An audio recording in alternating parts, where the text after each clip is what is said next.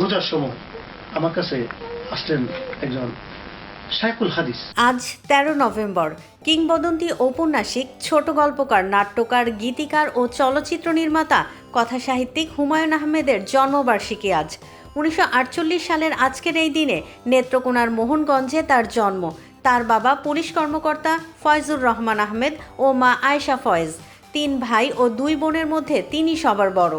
২০১২ সালের ১৯ জুলাই ক্যান্সারে আক্রান্ত হয়ে মারা যান তিনি। হুমায়ূন আহমেদ বিংশ শতাব্দীর অন্যতম জনপ্রিয় বাঙালি কথাসাহিত্যিক। তাকে বাংলাদেশের স্বাধীনতা পরবর্তী অন্যতম শ্রেষ্ঠ ও জনপ্রিয় লেখক বলে গণ্য করা হয়। বাংলা কথাসাহিত্যে তিনি সংলাপ প্রধান নতুন শৈলীর জনক। অন্যদিকে তিনি আধুনিক বাংলা বৈজ্ঞানিক কল্পকাহিনীর পথিকৃৎ। এক যুগ পরেও বাংলা সাহিত্যে তার সৃষ্ট কয়েকটি চরিত্র সাহিত্যপ্রেমী মানুষ এখনও স্মরণে রেখেছেন। মোহময় গদ্যে মধ্যবিত্ত শ্রেণীর জীবন আখ্যানকে অসামান্য দক্ষতায় চিত্রিত করেছেন তিনি।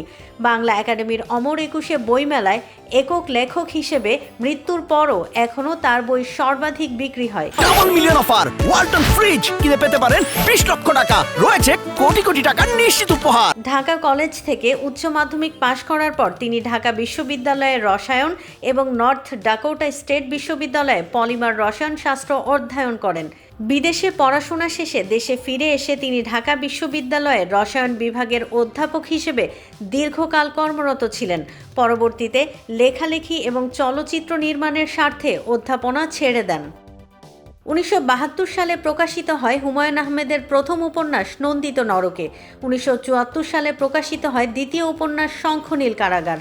দীর্ঘ প্রায় ৫০ বছরের লেখক জীবনে নিজেকে বাংলা সাহিত্যের জনপ্রিয়তার শীর্ষে নিয়ে যান। গল্প বলার অসামান্য ভঙ্গির কারণে গল্পের জাদুকর হিসেবে তাকে গণ্য করা হয়। তার লেখা গল্প উপন্যাসে মধ্যবিত্ত শ্রেণীর জীবনধারার নিঃসংকোচ বর্ণনা পাওয়া যায়। ২ শতাধিক উপন্যাস লিখেছেন হুমায়ূন আহমেদ।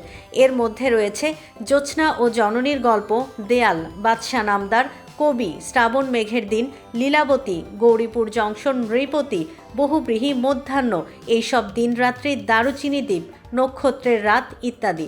তার সৃষ্ট চরিত্র হিমু ও মিশির আলী ব্যাপক আলোড়ন তোলে। সাহিত্যে অবদানের জন্য হুমায়ূন আহমেদ ২১শে পদক, বাংলা একাডেমি পুরস্কার, লেখক শিবির পুরস্কার, মাইকেল মধুসূদন দত্ত পদক সহ অনেক পুরস্কার লাভ করেন। একাধিকবার পেয়েছেন জাতীয় চলচ্চিত্র পুরস্কারও। News desk, risingBD.com।